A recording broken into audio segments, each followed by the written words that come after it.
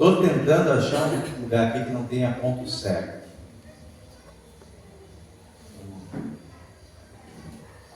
Esse é melhor do que aqui. Esse foi feito para mim, pastor Javé. Tirou o ponto cego da minha. Viu?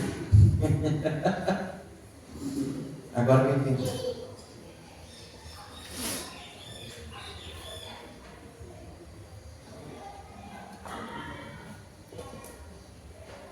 Bom dia! Bom dia! Que a graça e a paz do nosso Deus, triuno, Pai, Filho e Espírito Santo, continue nos enlevando, também aqui firmados em Sua palavra.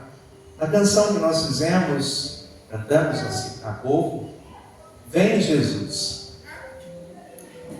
Esse desejo do Senhor que vem para entregar a nós uma recompensa. E há muitos que pensam que a recompensa que o Senhor tem para nos entregar, ela fica sempre para o porvir. E ainda essa semana, alguém deixou uma palavra para mim. Eu gosto quando essas coisas acontecem. Meditando no texto, não teve como aquela palavra não ecoar. Conversando com um irmão na fé, ele disse assim: estar com o Senhor é desfrutar da eternidade já agora. Nós desfrutamos da eternidade já agora. É certo que também a gente pode dizer assim, essa eternidade no agora, ela é imperfeita. Coisas muito melhores, coisas maiores nos aguardam. Mas nós já podemos desfrutar a alegria dessa vida com o Senhor agora. E é isso que eu quero trazer para vocês, conforme o texto da epístola de hoje, também fazendo uma conexão com a parte final do Sermão da Montanha. Jesus, no Sermão da Montanha, está trazendo para nós palavras de alegria. Felizes, diz a Nova Tradução na linguagem de hoje. Acho pobre, acho insuficiente. A Almeida, a revista atualizada, utiliza bem-aventurados. E o que significa isso? Abençoado por Deus. Portanto, abençoado por Deus são as pessoas que se encontram, se identificam com as características que Jesus descreve. Os que choram, os humildes, os mansos, os pacificadores, aqueles que investem tempo para promover a concórdia, onde há divisão, onde há rupturas, onde há disputas de preferência. E é dentro desse contexto de ser abençoado por Deus que a igreja, não apenas de agora, mas desde os dias de Cristo, ela vive essa herança dos céus. Nós já somos abençoados por Deus, por nos identificarmos com aquilo que o mundo considera fraco, desnecessário, muitas vezes ridiculariza, muitas vezes tenta incutir a ideia de menos-valia. Mas nós nos apegamos não à voz do mundo, nós nos apegamos à voz do Senhor. E Ele fala muito insistentemente: vocês são abençoados por Deus, por serem reconhecidos assim. Há alguns anos, meus amados irmãos, soube de uma história de um senhor que, idoso, faleceu sozinho em um pequeno apartamento. Ele não tinha filhos e ele estava distante dos seus familiares. Poucos sabiam da sua história. Poucos sabiam que em tempos passados ele havia sido um empresário bem-sucedido. Durante a organização da sua casa, onde ele morava, encontraram um cofre com um testamento antigo. Aquele testamento nunca foi entregue a ninguém, sequer fora registrado. Ali ele deixava uma herança considerável a um sobrinho distante. Esse sobrinho, ele havia perdido o contato, por isso não conseguiu concluir o seu propósito. O seu sobrinho morava distante, era um homem simples, tinha uma vida como muitos de nós, uma vida com dificuldades, mas ele, na sua condição, ignorava completamente a história e o contato com seu tio. Ele não sabia que ele era legalmente herdeiro de um patrimônio e poderia ter transformado a sua vida. Herança estava pronta para ele, mas ele ainda não conhecia. Olhando para o texto da epístola, hoje nós vemos, eu trago para isso o tema de herança e legado, quando o apóstolo Paulo nos fala de algo que nós herdamos por meio de Cristo Jesus. Se nós herdamos, somos, portanto, detentores de um direito, de algo que nós não conquistamos, de algo que vem para nós gratuitamente. Mas Paulo também lembra que nós, diante dessa herança que recebemos, temos um compromisso. Portanto, deixamos um legado. E não tem como não pensar dessa forma diante do tema deste dia. Um culto festivo em celebração aos 57 anos de fundação de uma comunidade cristã luterana aqui em Itaguaí. Quantos ainda são dos fundadores, pastor Gilberto? Olha, dos que chegaram na segunda leva, tem só o seu Humberto que está aqui. Os da primeira leva são Arthur, a dona Argentina, depois seu Adolfo, a dona Cintina, São Bernardo Lares, dona Lídia, depois a família de Paulo, a dona Rosa, né? Na verdade, a dona Rosa com os filhos, que tem o seu marido. Mas da segunda leva, então, tem o seu Humberto e tem os filhos, né? A Cleia, a Maria. Irmãos, olha que coisa maravilhosa.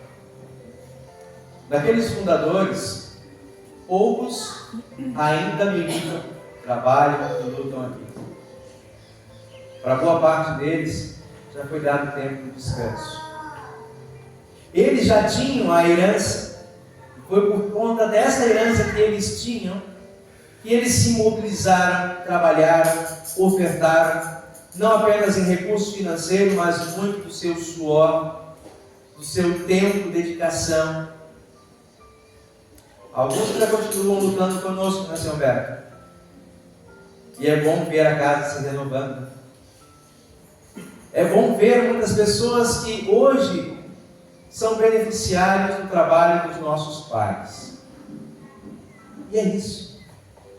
Todos vocês, eu também sou beneficiário dos trabalhos dos nossos pais. Aqueles que receberam em Cristo, por meio do batismo, uma herança.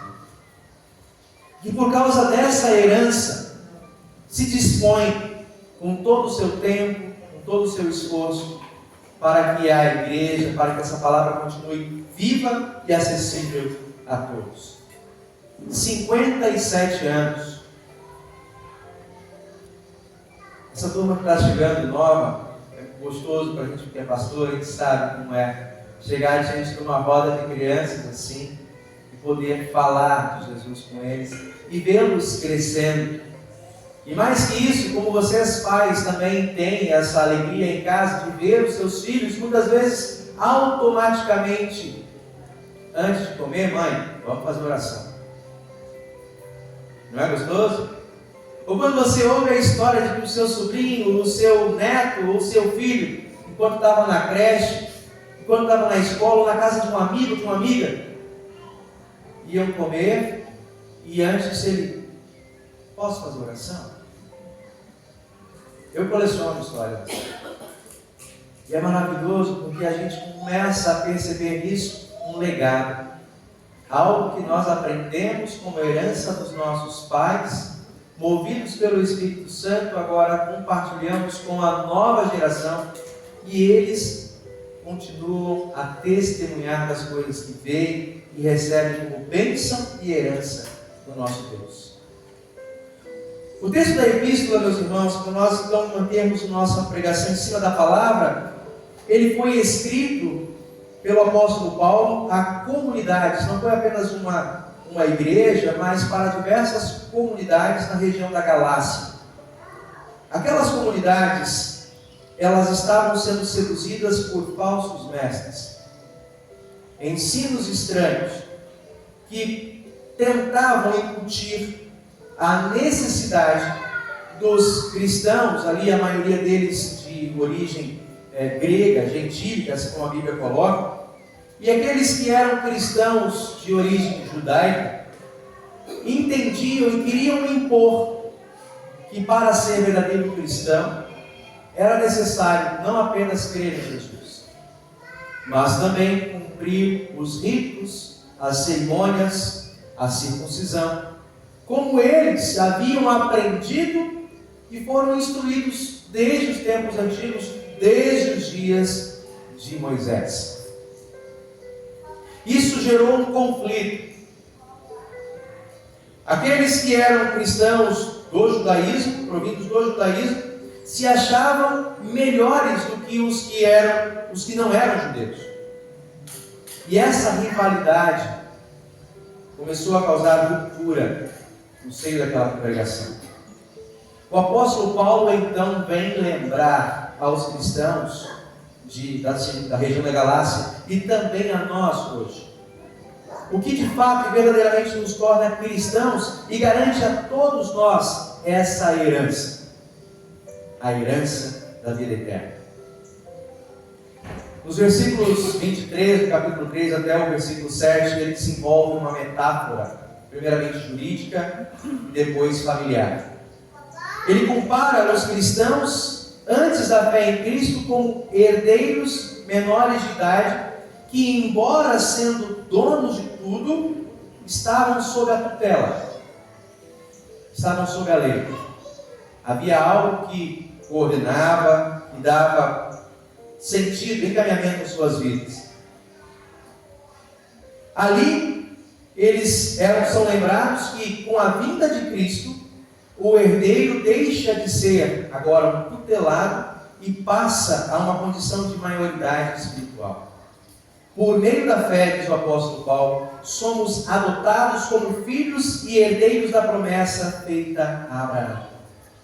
Não somos mais escravos da lei, mas filhos do Filho, Jesus Cristo. E somos agora, como filhos em Cristo Jesus, revestidos da sua santidade por meio do batismo. Quando hoje nós vemos no nosso trabalho missionário, aqui não apenas em Itaguaí, Campo Grande, toda a região, todas as regiões do Rio de Janeiro, quando nós insistimos em dizer o batismo é poder de Deus, e essa porta aberta da graça de Deus para todos os que antes estavam sob a tutela do pecado, nascidos em pecado, e sob a tutela da lei, condenados ao inferno. O batismo é essa porta do céu, dada por Cristo, que se abre para toda e qualquer pessoa, indistintamente. Percebemos conflitos, percebemos diferenças de entendimentos, percebemos confissões muito bem estabelecidas e hoje, como eu mesmo digo, históricas, assim como nós e Elber. Esse ano celebramos 120 anos de fundação, de organização aqui no Brasil. Boa parte desses outros grupos que também são centenários. E olham para a realidade e o fenômeno da vida e falam assim, não, a graça de Deus não pode ser tão gratuita assim.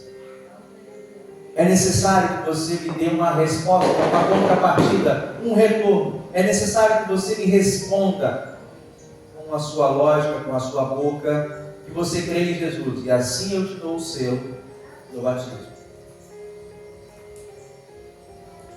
Mas e os pequeninos? Os pequeninos. Os pequeninos não têm pecado, são inocentes. São fofinhos, gostosinhos de morder, de apertar, carinha de anjinho. Não é assim que a gente diz? Pois é, apesar dessa fofura do sentimentalismo, não estamos sendo honestos com eles, nem conosco mesmo, quando negamos que eles, apesar de sua condição de impotência, eles não podem fazer nada, eles não podem escolher nada. Mas diante da sua condição de impotência, nós que temos potência, nós que podemos, lhes negamos o que Deus dá a todos nós de graça. Entende onde eu quero chegar em contexto no qual o apóstolo Paulo está questionando os cristãos da Galácia, entre gentios e judeus? Vocês estão criando leis e levantando barreiras onde Deus, por meio de Cristo Jesus, já as derrubou. E não por um decreto falado, mas de maneira única e não repetida, pelo sangue do seu Filho derramado na cruz. Sendo Deus, se tornou homem como um de nós. Se humilhou e assumiu a condição de um pequenino, sob os mesmos riscos, cada um dos nossos pequeninos.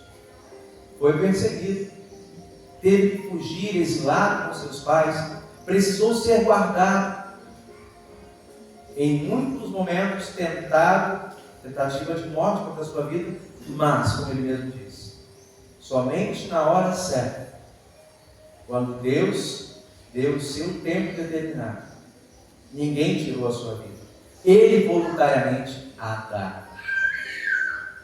Ele oferece essa vida para todos, professores, doutores, adultos, idosos, jovens, adolescentes, também os pequeninos. É essa herança que Jesus quer entregar todos os dias. É essa herança que os nossos pais, seu Humberto, certamente como o Senhor, quando nos batizaram, estenderam a nós esse presente dos céus. E porque isso é maravilhoso, como eu disse, é uma antecipação dessa recompensa da eternidade que eu tenho hoje, que nenhum de nós ousa dizer assim: vou deixar para o meu filho quando ele estiver maior, ele escolher o que ele quer para ele. Você deixa seus filhos escolherem se eles vão fazer o teste do pezinho ou não? Você deixa? E dói, gente. Você deixa seus filhos escolherem se eles vão ser vacinados ou não?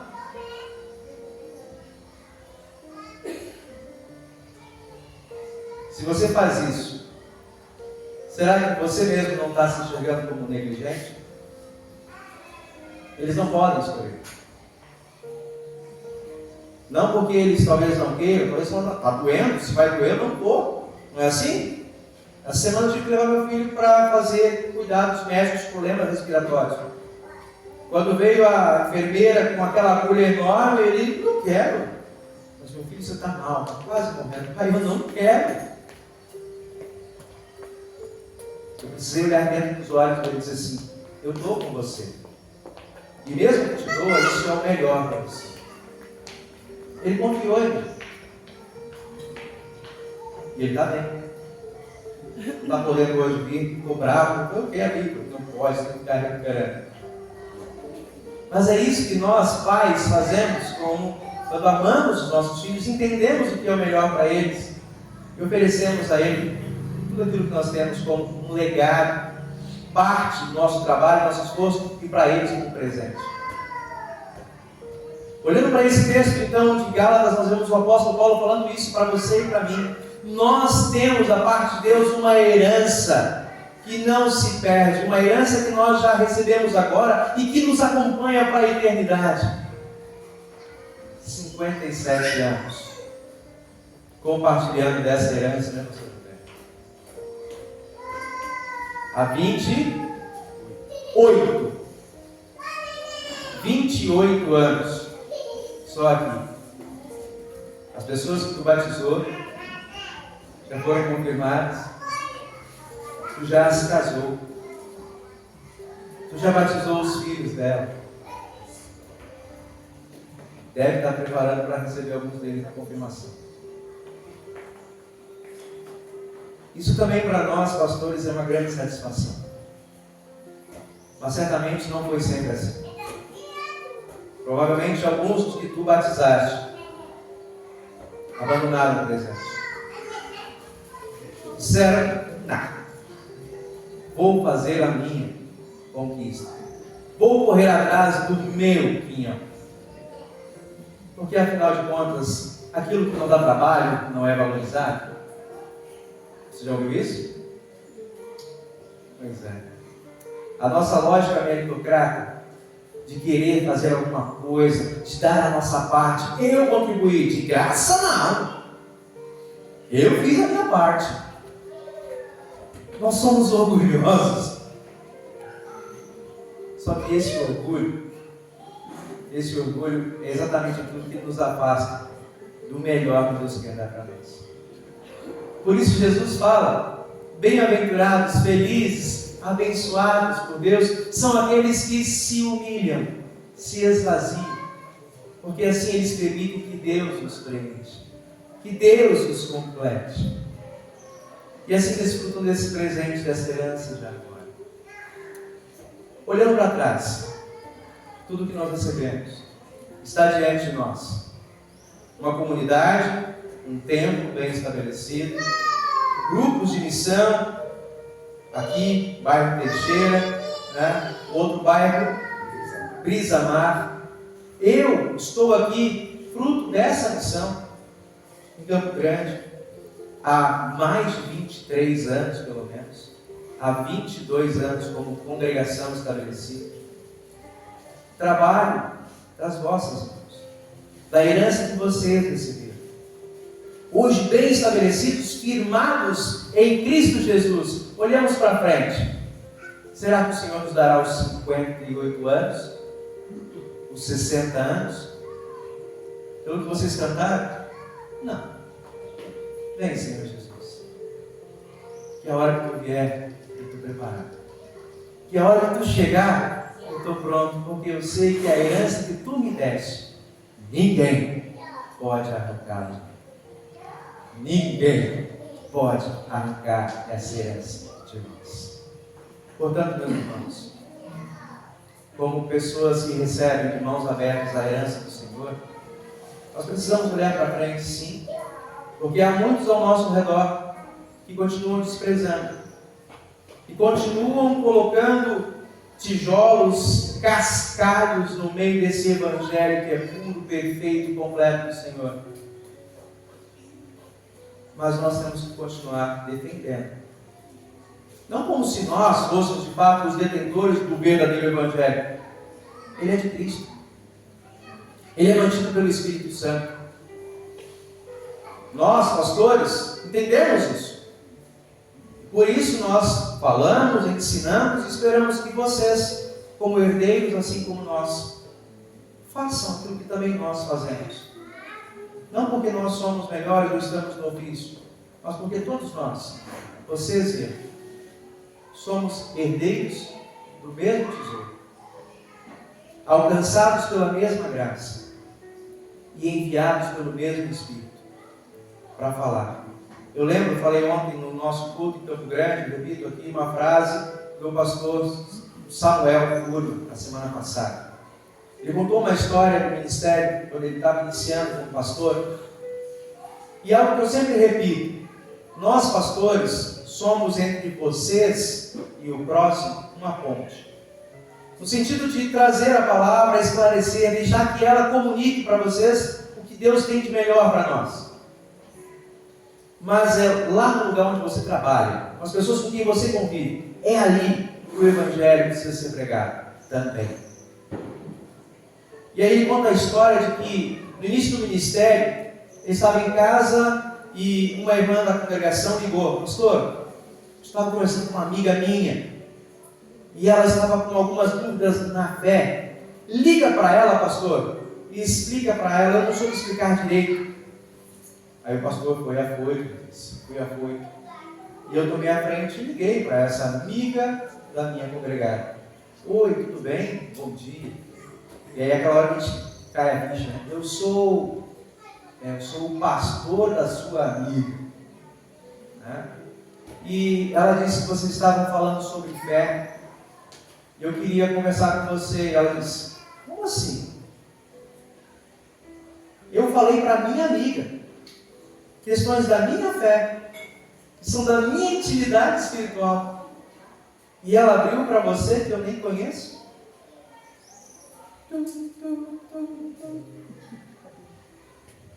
Sabe qual a lição que eu tive disso? Não importa a teologia que nós temos como pastores. Ela é necessária, sim, para vocês e para nós como igreja, porque vocês sabem, eu estou numa igreja que tem uma teologia centrada, fundamentada, confessional, missionária. O meu pastor é preparado para me preparar. O meu pastor, ele é instruído para me capacitar. Porque a missão da igreja, a grande comissão, ela acontece no cada um desse. Junto àquela amiga, olha o que ela disse, são questões da minha intimidade espiritual. Não é para qualquer um. Certamente vocês têm muitos conhecidos, pessoas com quem vocês contam muitas histórias. Mas para quem vocês abrem o seu coração para falar da sua fé? Quem são as pessoas que chamam vocês para falar das inquietações e temores existenciais delas? Pode lembrar. Pois bem, essas pessoas te elegeram para escutá-las, para aproximá-las desse Cristo que te dá a herança da vida eterna. Nós não somos mesquinhos. O que recebemos como herança do Senhor não é para ficar para nós, é para ser repartido. E eu quero que sim, de verdade, coçar o coração de vocês, porque se em algum momento o velho homem te enganou para que você seja mesquinho com relação à sua fé, guardando para você ou tentando passar para o pastor da minha igreja que fala bem, vou deixar ele te convencer. Você está enganado. Quem convence é o Espírito Santo. E ele te faz um instrumento desse evangelismo. Portanto, olhando para frente, enquanto o Senhor não vem, enquanto a Maranata não se cumpre, façamos a obra que Ele nos coloca. No lugar onde nós estamos, porque ali não é por acaso que você está. Você é um instrumento de Deus, guardado e revestido pelo Espírito Santo com a justiça de Cristo Jesus, para falar das boas novas que você vê e experimenta diante do altar, na presença do Senhor, firmado em sua palavra. E continuemos assim, uma igreja viva e ativa, sempre renovada, de geração em geração, enquanto Cristo não vem. Porque quando Ele chegar, não haverá mais tempo de bater a porta. Vem, Senhor Jesus. Amém. Criei minha vez.